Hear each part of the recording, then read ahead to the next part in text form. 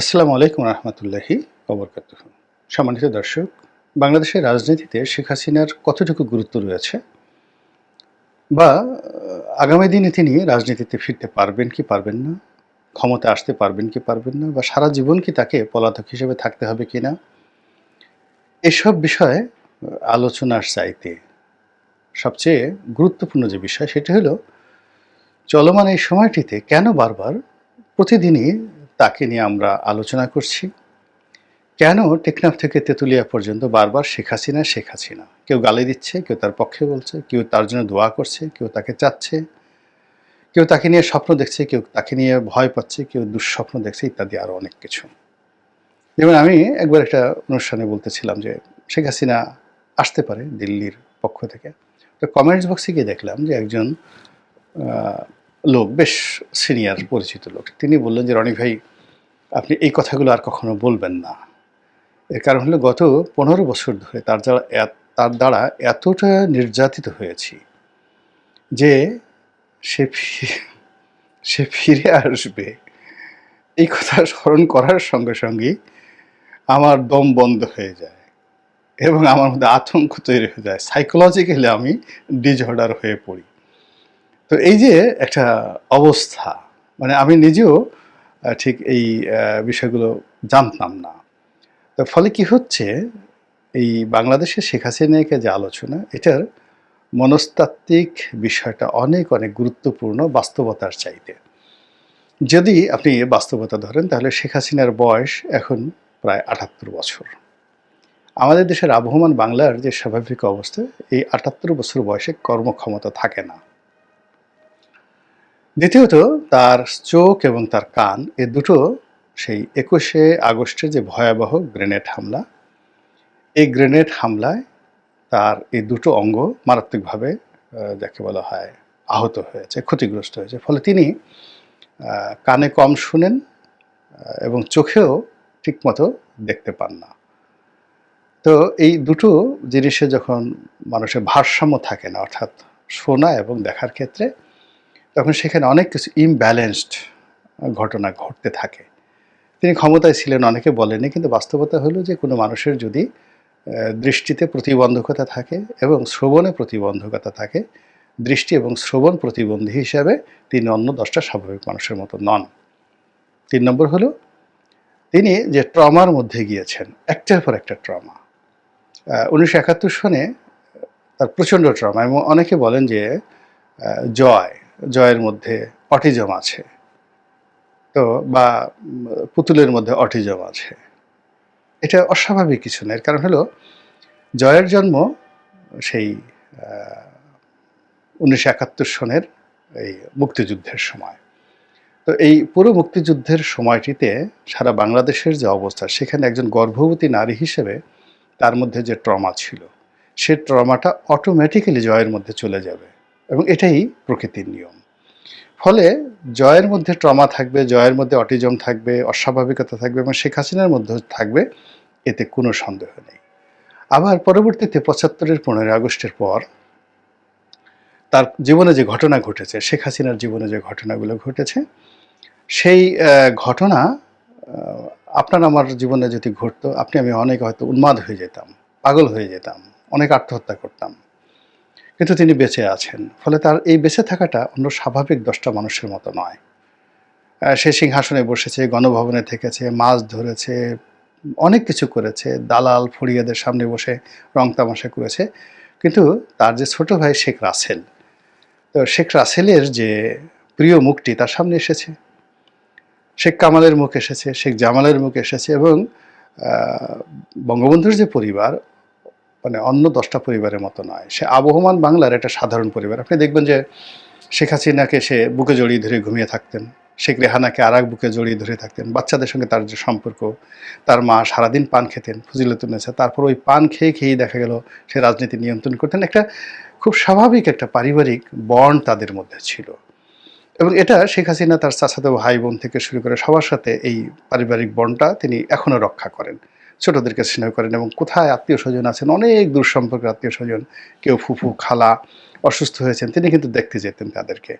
এই পারিবারিক সম্পর্কটা তার মধ্যে আছে। তো সেই পরিবারের একেবারে ঘনিষ্ঠ যারা আছে তাদেরকে যেভাবে নির্মমভাবে তাকে মারা হয়েছে, এই ট্রমা তার মধ্যে আছে।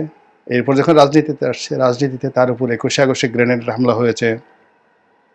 চট্টগ্রামের শাহ জামানাতে তার মিছিলের উপরে, সমাবেশের উপর গুলি করা হয়েছে। ১৮ জন লোক সেখানে মারা গেছে।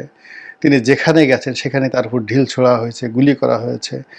এই যে অসংখ্য ট্রমাকে নিয়ে তিনি যে স্বাভাবিক জীবনযাপন করবেন, এটা আশা করা যায় না। ফলে তার অনেক কথা বিসাদৃশ্য আছে, অনেক কথায় অ্যারোগেন্সি আছে, অনেক কথায় অসুস্থতার লক্ষণ আছে।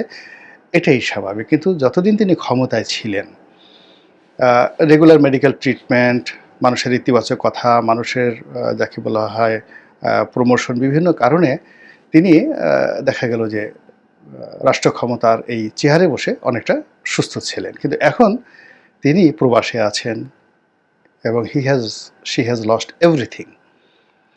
তো সেই অবস্থাতে তার এই এক একটা দিন ১০০ বছরের মতো মনে হবে। ফলে তিনি এই যে ৭৮ বছর বয়সটাকে আরও ৬ মাস ১ বছর পর কীভাবে টেনে নেবেন, এটার সময় না আসলে বলা যাবে না। আপনি দেখেন বেগম জিয়ার কথা চিন্তা করেন। তিনি যখন প্রধানমন্ত্রী ছিলেন ২০০৬ সনে, আপনি দেখেন তার লাবণ্য, তার লালিত্য কোন পর্যায়ে। কিন্তু যেই মুহূর্তে তিনি ক্ষমতাচ্যুত হয়েছেন, তখন আপনি তার চেহারা দেখেন। আবার যেই মুহূর্তে তিনি জেলে গেছেন, তখন তার অবস্থা দেখেন। এবং এখন চেষ্টা করলেও তিনি আর ফিরে যেতে পারবেন না। তো এরকম রাষ্ট্র ক্ষমতা মানুষকে অনেক কিছু করে। তো আমাদের ডক্টর মোহাম্মদ ইউনূস দেখেন এখন কত সুন্দর চেহারা হয়ে গেছে, পালনে ছাড়েন। তো শেখ হাসিনা সেই অবস্থা থেকে এখন আরও ১ বছর পর, ৬ মাস পরে বাংলাদেশের সুস্থ হয়ে তিনি ফিরে আসবেন। আবার ৭৯ বছর বয়সে, ৮০ বছর বয়সে আবার ক্ষমতায় বসবেন, আবার তিনি ছোটাফেরা করবেন, আবার সেই বঙ্গভবনে বসে তিনি দেশ শাসন করবেন, আওয়ামী লীগের সভানেত্রী হিসেবে টেকনাফ থেকে তেঁতুলিয়ে ঘুরে বেড়াবেন। এটা একেবারে অসম্ভব একটা বিষয়, একেবারেই অসম্ভব একটা বিষয়। কাজে এটা নিয়ে যারা কল্পনা করছেন, তারা সাইকোলজিক্যালি কল্পনা করছেন নিজেদের স্বার্থে। বিকজ হতাশা তাদেরকে গ্রাস করেছে এবং তারা বিকল্প কোনো নেতৃত্ব পাচ্ছে না।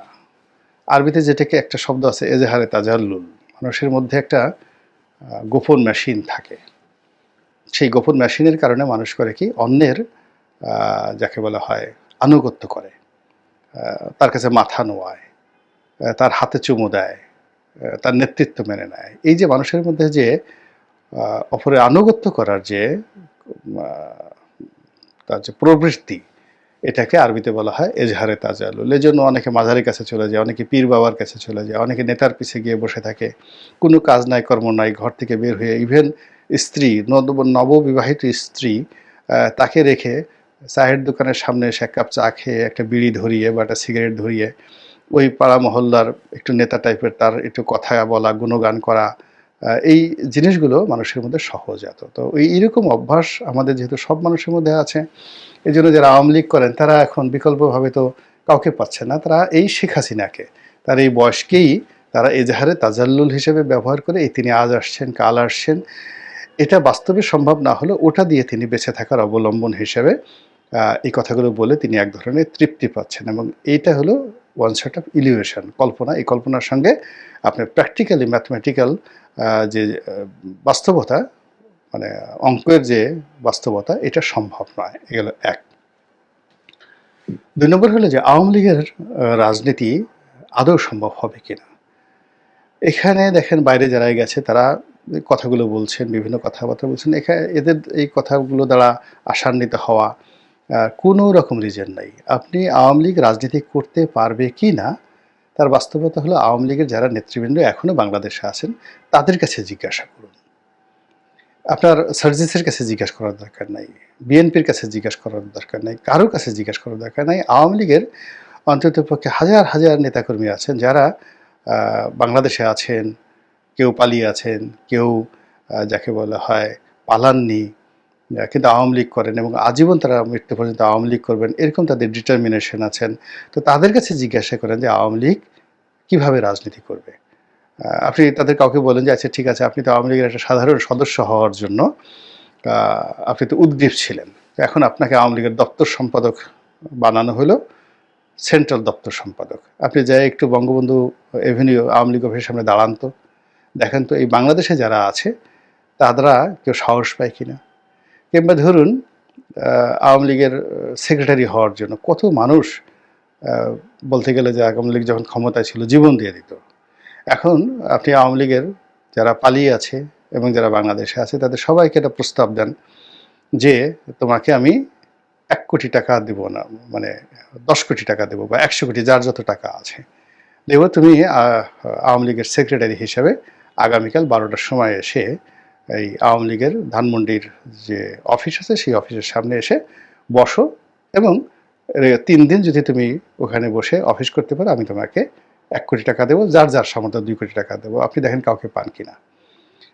আপনি ওই যে যারা বাইরে বসে বসে বড় বড় কথা বলছেন, আজ আসি কাল আসি, হ্যাং করেঙ্গা ত্যাং করেঙ্গা লাঠিকে আন্দার মুগুর ভারেঙ্গা, তাদেরকে বলে যে ঠিক আছে আমি তোমাকে এটা দেবো, আই উইল গিভ দিস মানি, তুমি জাস্ট আসো বাংলাদেশে, এসে বাইরে যারা আছে 32 নম্বর একটু যাও, তারপরে শেষে সুধা সদনের সামনে একটু যাও, আর আওয়ামী লীগের যে 3-এর অফিস যেটা আছে সেই অফিসের একটু রিপেয়ার করো, তারপর শেষে সেখানে বসে একটু রাজনীতি করো, দেখেন একটা সিঙ্গেল লোক পান কিনা। তো আপনি বাইরে যারা আছে তাদেরকে 100 কোটি টাকা দিয়ে আপনি বাংলাদেশে এখন আনতে পারবেন না, বলবেন যে পরিস্থিতি ভালো না, আমরা এখানে বসে হুং হাং করতেছি, ফুফা করতেছি, এটাই ভালো, হ্যাঁ সুখে আমরা মরতে ওখানে যেতে পারবো না।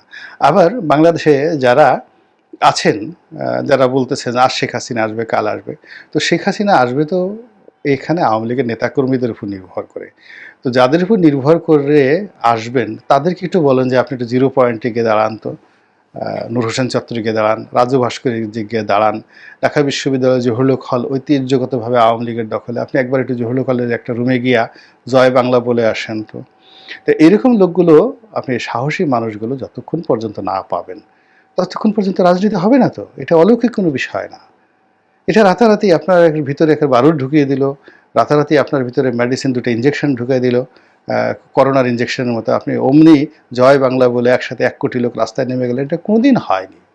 এটা এখান থেকে গিয়ে আরব হতে হবে। তো এই জমিন, এই বাংলাদেশের জমিন আওয়ামী লীগের এই রাজনীতির জন্য এখন পর্যন্ত একেবারে 0.01%ও ভায়াবল না।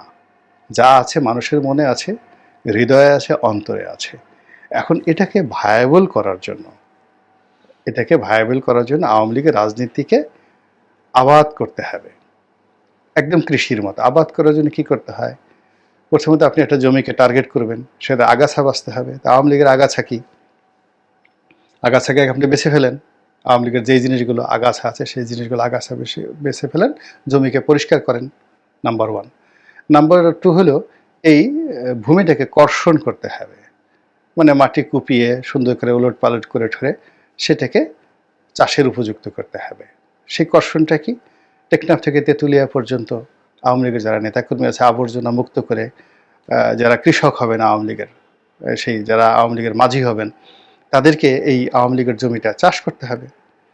চাষ করতে গিয়ে আপনি দেখবেন যে সব জায়গায় অনুর্বর, নেতাকর্মীদের মন ভেঙে গেছে, অফিস ভেঙে গেছে, কারো ঘরে চাল নাই, ডাল নাই, মানসিক প্রবৃদ্ধি নাই, তাদেরকে আশা জাগিয়ে অর্থাৎ সার দিতে হবে, তাদেরকে সার দিতে হবে, এই সার দিতে হবে। তো সার দেওয়ার পরে ভূমির একটা উর্বরতা আসবে। এরপর আপনাকে অপেক্ষা করতে হবে সিজনের জন্য, বৃষ্টির জন্য। বৃষ্টি ছাড়া, পানি ছাড়া আপনি এখানে যত দামি সিড মানে বীজ বপন করেন না কেন কোনো লাভ হবে না। তো এই যে রাজনীতির একটা সময়, অ্যান অপরচুনিটি, এই যেমন বিএনপির 20 বছর পর এখন একটা অপরচুনিটি এসেছে, 53 বছর পর জামাতের একটা অপরচুনিটি এসেছে, এরকম আওয়ামী লীগের একটা অপরচুনিটি লাগবে, যেটাকে কৃষির ক্ষেত্রে আমরা বৃষ্টি বলি, সিজন বলি। শীতকালের শস্য কখনো বর্ষাকালে হয় না, এরকম একটা সময় লাগবে। সময় লাগার পরে যখন বৃষ্টি হবে, বৃষ্টি হওয়ার পরে আপনি বীজ বপন করবেন, তারপরে সেখানে ফসল হবে। ফসলকে আপনি ধীরে ধীরে আপনি বড় করবেন, তারপরে আপনি রাজনীতির যে ফল বা ফসল ভোগ করবেন। 75-এর 15 আগস্ট থেকে 96 সন পর্যন্ত টানা 21 বছর কি সংগ্রাম করেছেন আওয়ামী লীগের যারা লোকজন, একটু স্মরণ করেন তো, কতবার মার খেয়েছেন, কতবার কি করেছেন। তো সেখানে যে পরিবেশগুলো ছিল তার সাথে এখন পরিবেশ আরও 100 গুণ জটিল হয়ে পড়েছে। আর 3 বছরে যে অপকর্মগুলো ছিল, ভুল ছিল, ভ্রান্তি ছিল 75-15 আগস্ট থেকে, এটার 90% যাকে বলা হয় মানে বাকশালী শাসন থেকে শুরু করে অন্য যা কিছু আছে 90% মাটিচাপা পড়ে গিয়েছিল বঙ্গবন্ধুর পরিবারের রক্ত দ্বারা।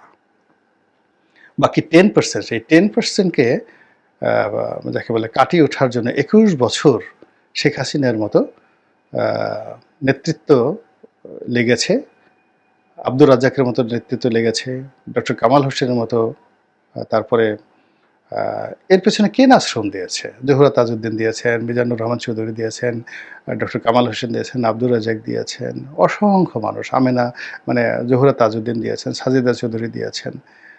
এরা রাজনীতি করতে, করতে এরকম শত, শত মানুষ মারা গিয়েছেন। বঙ্গবন্ধুর যারা সহকর্মী, যারা জাতীয় রাজনীতিবিদ। তো ঐরকম আগামী ২০ বছরে কত মানুষকে এইভাবে আত্মাহুতি দিতে হবে?